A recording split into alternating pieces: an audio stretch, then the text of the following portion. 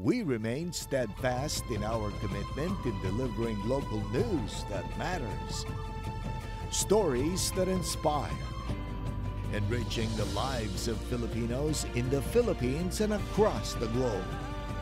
This is your GMA Regional TV. Buong puso para sa Pilipino. Ang mga pinakamalalaking balita ngayong Biyernes. 8 stalls na bentahan ng religious items na malapit sa Minor Basilica ng Manaoag na sunog.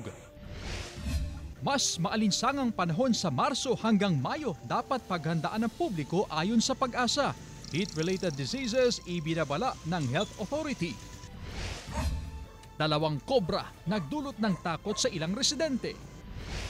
May kaina po! May kagdaklisa! Natot mo!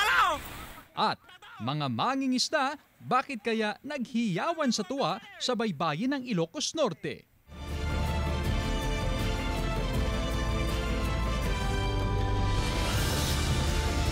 Ito ang GMA Regional TV 1 North Central Luzon. Masantos siyang aram na imbag gamale maya pagat panapon kapuso. Narito na ang 1 North Central Luzon. Hatid namin ang mga pinakamalaki at pinakahuling balita sa hilaga at gitnang Luzon. Live mula rito sa GMA Dagupan Station, ako po si Chris Zuniga. Mas maalinsangang panahon sa Marso hanggang Mayo na dulot ng El Nino dapat paghandaan ng publiko ayon sa Pag-asa. Yan ang tinutukan live ni Joan Punsoy. Joan? Chris, Pebrero pa lang pero ramdam na itong malinsangang panahon. Ayon na rin sa Pag-asa, epekto ito ng El Nino at easterlies. Nagbabala ang Pag-asa sa publiko na dapat paghandaan ng mas malinsangang panahon simula buwan ng Marso hanggang Mayo. Ang damang init o heat index hindi bababa sa 40 degrees Celsius. Pero pumasok na po yung tinatawag natin na easterly. So yun po yun na nagpapainit sa atin. Pagsapit po ito ng mga Abril, Mayo po yun po yung mataas na po yan na temperaturan ma-observe natin dito sa Pangasinan. Kaya ang Bureau of Jail Management and Penology Dagupan City Jail, bukod sa kalinisan ng lugar, titiyakin din ang kalusugan ng mga PDL para walang kumalat na sakit. Usual SOPs natin na yung ating mga dormitory leaders at saka assistant leaders, nire-require natin sila yung usual na maintenance ng cleanliness and orderliness, pag-observe ng personal hygiene, yung paliligo nila, yung pag-upkeep ng mga gamit nila. Maging ang mga traffic enforcer ng Dagupan City Poso, may nakaantabay na inuming tubig sa kanilang booth na pamatid uhaw. May konsiderasyon din daw sa oras ng kanilang duty. Ayon na rin sa Center for Health Development Region 1, dapat paghandaan ang heat exhaustion, heat stroke at maging mga sakit sa balat na maaaring maging dahilan ng skin cancer na dulot ng labis na init ng panahon. Manatili po tayo doon sa mga shaded areas. Pero kung hindi po talaga natin kayang lumabas dahil sa trabaho natin o dahil may pupuntahan po tayo, ang isa pong rekomendasyon natin, magsuot po ng light materials katulad. Noong May 2021, naitala ang pinakamataas na heat index dito sa probinsya ng Pangasinan na pumalo nga sa 53 degrees Celsius. Ayon na rin sa Pag-asa, hindi nila isinasantabi na posibleng maranasan ito muli. Kaya naman pinapayuhan ang publiko na pangalagaan ang kalusugan. Uminom ng sapat na tubig at iwasang ngang magbabad. Sa ilalim ng araw, pagsapit ng alas 10 ng umaga hanggang alas 3 ng hapon na matindi itong init ng panahon. Chris? Maraming salamat, Joan Punsoy.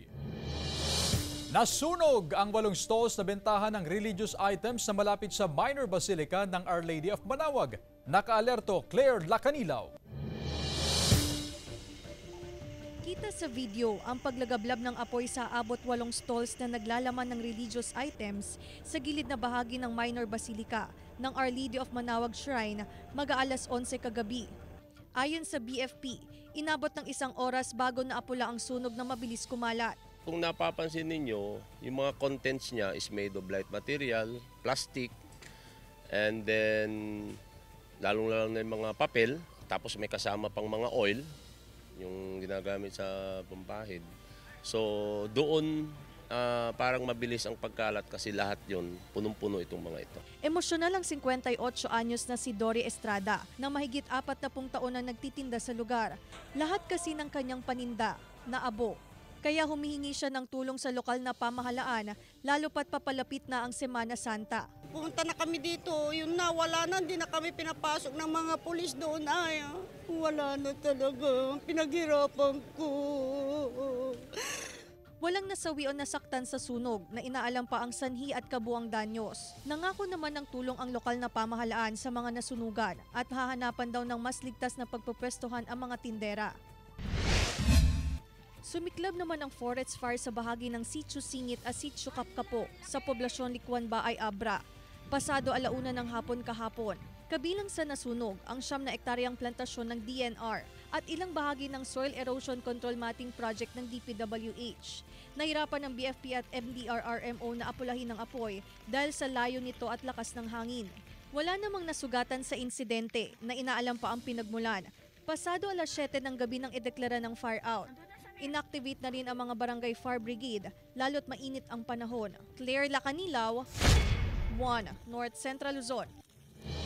Ilang residente iniinda ang mabahong amoy mula sa dumi ng hayop sa Angalacan River sa Bangaldan, Pangasinan. Tutukan sa report.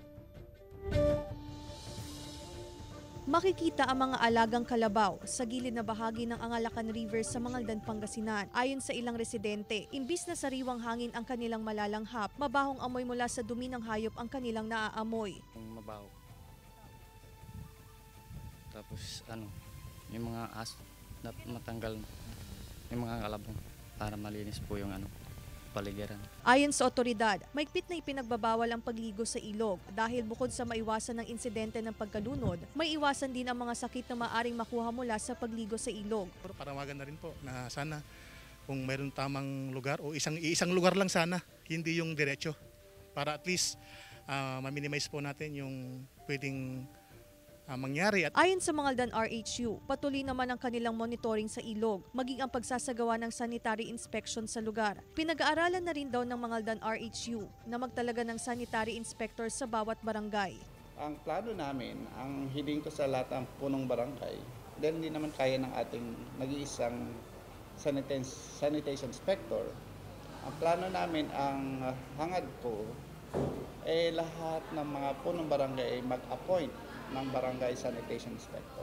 Kasama si Henry Duminsil, Claire Lacanilaw, 1 North Central Luzon.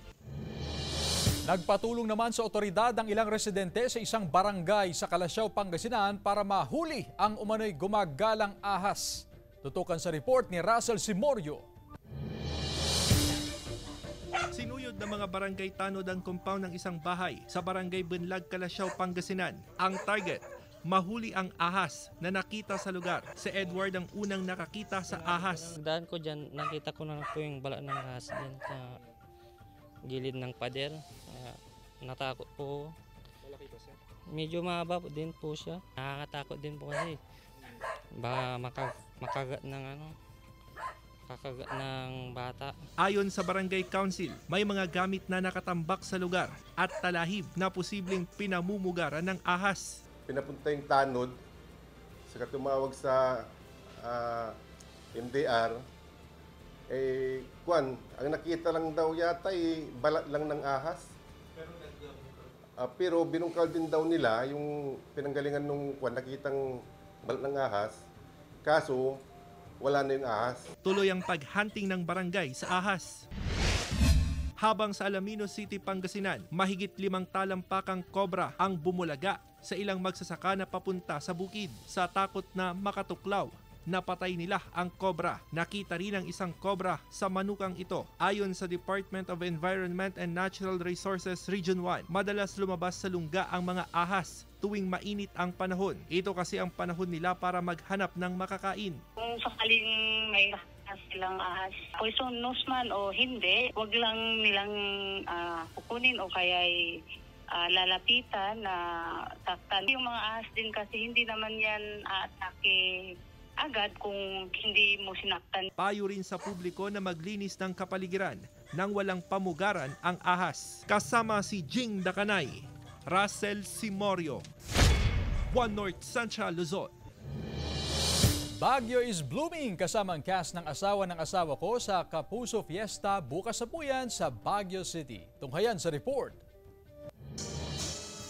Gagawing mas blooming ang Panagbanga Festival 2024 sa Baguio City sa Kapuso Fiesta sa darating na Sabado, February 17, 3 p.m. sa Sunshine Park, Baguio City. Magbibigay saya at kulay ang cast ng asawa ko na sila Kapuso talented actress Jasmine Curtis Meade, Kapuso total heartthrob Raver Cruz, Sparkle Beauty Lizelle Lopez at Martin Del Rosario. Tara na sa Baguio mga Kapuso!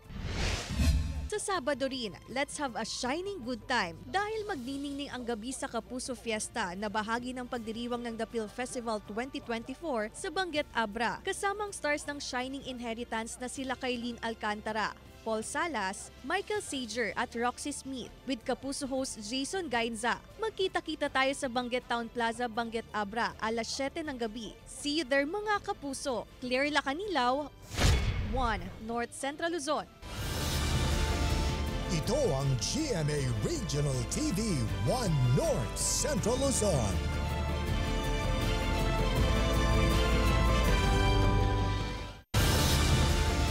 Ito ang GMA Regional TV 1 North Central Luzon. 24th Philippine International Hot Air Balloon Fiesta nag-umpisa na sa New Clark City sa Capas, Tarlac. Makibalita tayo live kay Jasmine Gabriel Galban. Jasmine. Chris, sa mga oras na ito, tuloy-tuloy pa rin yung pagdating ng ating mga kapuso dito sa New Clark City kung saan ginaganap ang 24th Philippine International Hot Air Balloon Fiesta. Libo-libong fiesta goers ang dumalo sa 24th Philippine International Hot Air Balloon sa New Clark City sa Tarlac.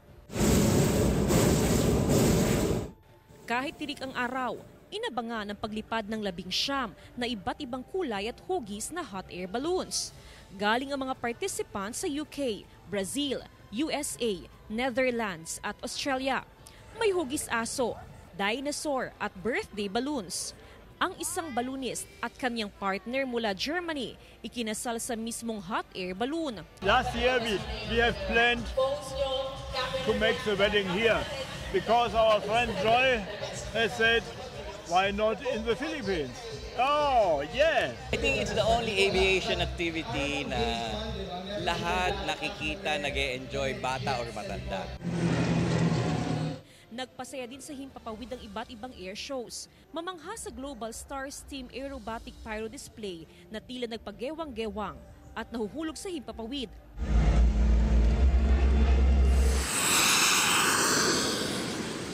Crowd favorite ang Jet Parahawks Paramotors na gumamit ng mga makinarya na unang sumikat sa isang Hollywood movie. It's our first time as a team in the Philippines. Captain Joy's invited us here. That's our first flight of the show. It's an amazing event. This location's fantastic. We're blown away. Amazing sobra. Yung exhibition talagang kakaiba. So sobrang saya namin. First time namin maka-experience. Bawal magdala sa venue ng pagkain, pero maraming food booth na pwedeng bilhan. May mga marshals, pulis, bumbero at medical staff din na nakaantabay sa lugar. Magtatagal ang 24th Philippine International Hot Air Balloon Fiesta hanggang Linggo. Chris, sa mga oras na ito, tuloy-tuloy pa rin yung mga activities na ginagawa dito sa NCC. Samantala, kabilang sa ating aantabayanan mamayang gabi na activity, well, nandyan yung music festival, tampok yung ilang local at international artists. Ganon din yung Hot Air Balloon Night Glow. Maya-maya lamang, Chris, ay ihilera na dito sa stadium yung mga magaganda, makukulay at nagliliwanag na mga hot air balloon. Samantala, expected na bukas until Sunday ay mas marami pa yung mga fiesta goers na makikisaya sa Hot Air Balloon Fiesta. Chris? Maraming salamat, Jasmine Gabriel Galban. Samantala, sandamakbak na dilis na napadpad sa baybayin ng Bangi, Ilocos Norte, ikinatuwa ng mga mangingisda. Silipin sa report ni Gab De Luna. Sa video na ito ang paghiyawan ng mga mangingisda nang makita ang maraming dilis sa tabing dagat sa Barangay Baruyan, Banggi, Ilocos Norte. Hindi raw ito ginamitan ng lambat, kaya ipinagtataka ng mga mangingisda kung bakit ito napadpad sa dalampasigan. Kanya-kanya namang huli ang mga mangingisda at residente. Ito raw ang unang beses na may inalon na sandamakmak na dilis sa lugar. Pero ngayon lang, ma'am, marami yung dilis na pumunta sa may pangpang. Nagtatakbuhan po kami, lahat ng mga tao na nandun. Nalambat ng mga mangingisda sa laot ng Pagudpud, Ilocos Norte ang tonel-toneladang salmon. Labis ang tuwa ng mga ito dahil ito raw ang unang beses na nakahuli sila ng ganito karaming isda ngayong amihan season. Tumulong na rin ang mga residente sa lugar sa paghila ng lambat mula sa 4 na bangka. Nabigyan naman ng isda ang mga residente, kaya laking pasasalamat nila sa biyaya ng dagat. Gab De Luna, 1 North Central Luzon. Sa pool sa CCTV ang pagsalpok ng tricycle sa isa pang tricycle sa Cabugao, Ilocos Sur kung saan 3 ang sugatan. Nakatutok, Ivy Hernando. Masdan ang tricycle na ito na paliko sa kalsada nang biglang nabundol ng isa pang tricycle. Nangyari yan sa National Highway ng Barangay Margaay, Cabugao, Ilocos Sur. Nakababa na sa outer lane ang tricycle na nooy may lula na 2 pasahero. Nasagi niya doon sa gilid nung batay yung sidecar ng natin, ng B1 natin, kaya ang may kasalanan po dito, kitang-kita din natin ay yung B2. Sugatan ng 2 driver at 1 pasahero na pawang na sa paggamutan pa rin, habang nakalabas na sa paggamutan ang 1 pasaherong minor de edad. Wala pang formal na pag-uusap ang mga sangkot sa aksidente. Sa investigasyon naman ng pulis, human error ang posibleng dahilan ng aksidente. Bigla na lang po siyang nawawalan ng kontrol dahil yun nga, nabibigla po sila kaya hindi po sila makapagpreno na uwi sa banggaan na yan. Kaya panawagan ng PNP sa mga motorista, maging alerto, huwag magmadali at mag-focus sa pagmamaneho. Kasama si Norman Raca, Ivy Hernando, 1 North Central Luzon. Mga botanteng nagparehistro sa Pangasinan, pumalo na sa mahigit 13,000 sa unang linggo ng voter registration. Ang detalye sa report. Sa unang linggo pa lang, matapos magumpisa ang voter registration program ng COMELEC noong February 12, pumalo na sa mahigit 13,000 ang nakapagparehistro sa Pangasinan. Indikasyon daw ito ng mataas na kooperasyon ng publiko para makaboto sa May 2025 national and local elections. Karagdagang minimum 50,000 na botante ang inaasahang maidadagdag sa probinsya mula ito sa mahigit 2 milyong botante sa lalawigan. Matapos ang pagbisita sa mga paaralan, sunod naman na susuyuri ng tanggapan ang mga barangay at mall. Importante may dala ho tayong valid ID para ma-accommodate ho namin kayo sa inyong transaction. Bukas ang mga tanggapan ng COMELEC tuwing Sabado para sa voter registration at iba pang aktibidad ng COMELEC mula alas 8 ng umaga hanggang alas 5 ng hapon. Suspendido naman ang voter registration sa Holy Wednesday, Monday, Thursday, Good Friday at Black Saturday. Kasabay din nito ang pagbubukas ng Register Anywhere program o RAP kung saan napili ang bawat capital towns and cities bilang venue. Ito sa atin sa Pangasinan, ang may RAP is Lingayen, capital town. Yung Register Anywhere program, anywhere in the Philippines, kahit tawi-tawi ka, pwede ka magrehistro doon. Kasama si Ron Alister Taniedo, Joan Punsoy, 1 North Central Luzon. Ito ang GMA Regional TV 1 North Central Luzon.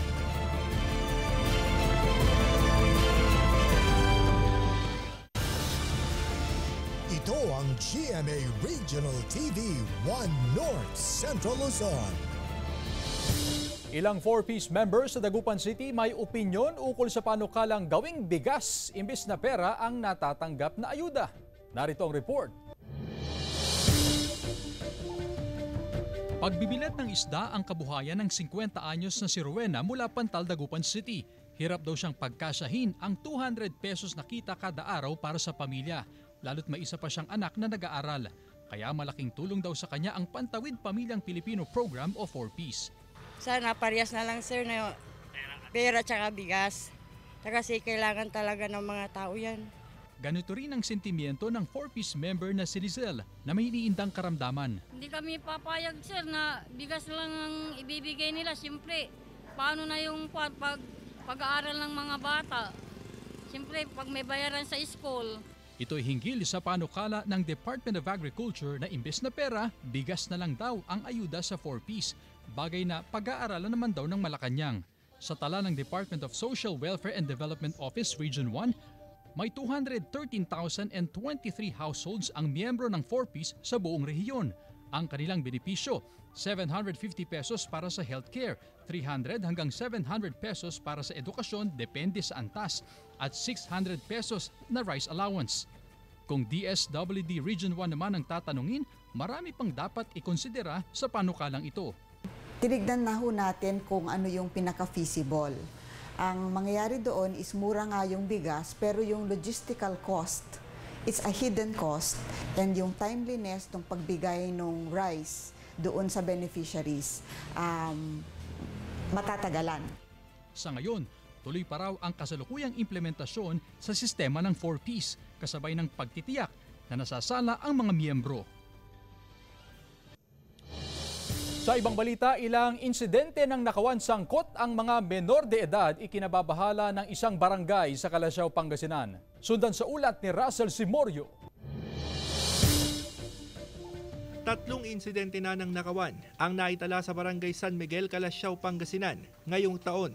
Pinakahuli ang panloloob at pagtangay sa ilang paninda sa isang convenience store. Ayon sa pamunuan ng barangay, nakababahala na ang insidente ng nakawan, lalo't sangkot ay grupo ng mga binatilyo. Mga kabataan talaga, minor de edad, 17 pababa sila eh. Ang mga edad nila, pero karamihan na nasasangkot sa yung mga nagnanakaw. Ayon sa Barangay Council, aminado ang mga nahuling minor de edad sa pagnanakaw sa Karatig Barangay, kaya ipinatawag ang mga ito kasama ang mga magulang para kausapin. Mayroon din daw silang gamit na cutter para mabuksan yung, maputol yung mga bakal, ganun, para makapasok sa bahay. Yun ang sabi niya. Ayon sa MSWDO, sumasailalim sa counseling ang mga kabataang nasasangkot sa petty crimes tulad ng pagnanakaw. Mayroon tayong mga registered social workers and trained na social workers na magbigay ng psychosocial intervention, including counseling na doon sa ating mga kabataan na nasasangkot sa mga krimen. Nakapaloob naman sa inaprobahang budget ng barangay ang pagtatayo ng tanod outpost sa mga sitio para mapalakas ang pagbabantay ng seguridad. Kasama si Jing Dakanay, Russell Simorio, One North Central Luzon. Patay ang 21 anyos na lalaki sa salpukan ng motorsiklo at SUV sa Tayog, Pangasinan. Tutukan sa report. Patay ang 21 anyos na lalaki matapos sumalpok ang minamaneho niyang motorsiklo sa isang SUV sa barangay Barangobong, Tayog, Pangasinan. Sa investigasyon ng pulisya, napuntaw mano ang rider sa kabilang linya ng kalsada dahilan para sumalpok sa SUV. Nadala pa sa ospital ang biktima pero binawian din ng buhay kalaunan. Galing po ng inuman, papunta po sa east direction, kinuha po niya yung linya, kaya po sila nagbanggaan. Sa lakas po ng impact, tumalsik po yung tao. Ayon sa pulisya, nagkaareglo ang dalawang panig. Inako ng driver ng SUV ang ilang gastusin sa pagpapalibing sa biktima.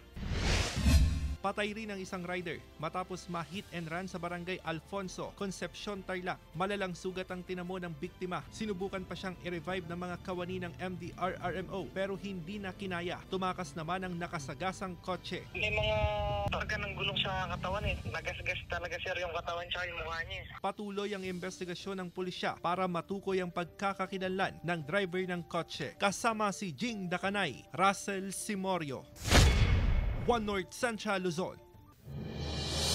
Narito na ang Ratsyada Balita.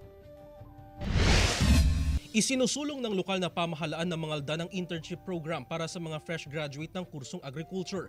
Libre ang programa at may allowance pa na 400 pesos kada araw galing sa pondo ng DSWD. Ito'y para mahikayat ang mga incoming college students na mag-enroll sa agriculture courses na kalaunan ay makatutulong sa sektor ng agrikultura sa bansa. Hinahayaan na lang na mabulok ng mga magsasaka sa San Ildefonso, Ilocos ang mga bunga ng mga tanim nilang bell pepper. Mahal pa raw ang gagastusin nila sa spray at upa sa mag-aani. Ito'y matapos bumagsak sa 50 pesos kada kilo ang farm gate price nito na dapat sana'y 180 hanggang 250 pesos per kilo ayon sa otoridad dahil daw ito sa mga trader na nagdidikta ng presyo. Nangako naman ang Provincial Agriculture Office na tutulungan ang mga apektadong magsasaka. Nahak ang social media account at email ng 42 anyos na guro mula San Fabian, Pangasinan. Ito'y matapos niyang ibigay ang ilang personal na impormasyon ukol sa national ID. Walang nakuha sa kanyang pera pero malaking abala raw ito lalo't ginagamit niya ang social media account at email sa trabaho. Kaya nagbabala ang DICT sa publiko sa paglaganap ng fake accounts at online scam lalo na ngayong papalapit ang eleksyon. Iikot ang DICT sa mga paaralan para palaganapin ang cybersecurity awareness. Jeric Pasiliao, 1 North Central Luzon. GMA Regional TV hinirang na Best Regional TV Network sa 2024 Platinum Stallion National Media Awards. Tunghayan sa report. Big winner ang Kapuso Shows at Personalities sa 2024 Platinum Stallion National Media Awards ng Trinity University of Asia. The Platinum Stallion Media Awards goes to GMA 7, GMA Network. Muling kinilala ang GMA Network bilang TV Station of the Year. Ang award ay tinanggap ni Senior Vice President and Head of GMA Integrated News, Regional TV and Synergy, Oliver Victor B. Amoroso, kasama ang iba pang opisyal ng Kapuso Network at ilang news personalities at artista. On behalf of the men and women of GMA Network, led by our Chairman and Advisor, Attorney Felipe L. Gozon, our President and CEO, Gilberto R. Duapit Jr., maraming salamat, Trinity University of Asia. Sa ikapitong pagkakataon, muling kinilala na Regional TV Network of the Year ang GMA Regional TV. 24 oras ang Best TV News Program. Female News Anchor of the Year si Vicky Morales. Male News Anchor of the Year naman si Atom Arroyo ng State of the Nation. Ginawaran naman si Emil Sumangil ng Best Public Service Program Host Award para sa resibo, walang lusot ang may atraso, at si Martin Javier ng Best TV Sports Program Host. AM Radio Station of the Year naman ang Super Radio DZBB. Unang hirit ang Best Morning Show. Best News Magazine Program ang Kapuso Mo Jessica Soho. Best Documentary TV Show ang Reporter's Notebook. Family Feud ang itinanghal na Best Game Show. At Pepito Manaloto ang Best Comedy Program. Best Primetime Drama Series ang Kapuso Prime Serie na Royal Blood. At ang bidang si Rian Ramos ang Best Primetime Drama Actress para sa kanyang iconic role na Margaret. Si Kapuso comedian Po Kwang ang Best Variety Show Host para sa TikTok Clock, na tinanggap din ang Comedy Film of the Year Award para sa Becky and Badette nila ni Eugene Domingo. Breakthrough Artist of the Year si Sparkle 10 member Ashley Ortega para sa Kapuso Prime Drama na Hearts on Ice. Child Star of the Year si Ewan Micael ng pelikulang Firefly, at Director of the Year ang direktor nitong si Zig Dulay. Kinilala naman si Kapuso Primetime Queen Marian Rivera bilang Film Actress of the Year para sa pelikulang Rewind na nanalo ring Best Drama Film of the Year. Samantala, mapapanood niyo po ang episode na ito at iba pang pinakahuling lokal na balita sa official website ng GMA Regional TV, www.gmaregionaltv.com. Pwede rin kayo bumisita sa aming official YouTube channel, GMA Regional TV, at i-click ang subscribe button para sa pinakamainit na balita mula sa mga rehiyon. Nais din naming pasalamatan ng mga kapuso sa Hilaga at Gitnang Luzon, maging ang mga kapuso natin abroad. Dahil sa GMA Regional TV, Local News Matters. At yan ang mga pinakamalaki at pinakahuling balita sa Hilaga at Gitnang Luzon. Maraming salamat sa pagsama sa amin, pati na ang mga kapuso sa ibang bansa na tumutok sa mga balita sa rehiyon. Ako po si Chris Zuniga. Kami ang GMA Regional TV, 1 North Central Luzon. Buong puwersa para sa mas malaking misyon at mas malawak na paglilingkod sa bayan.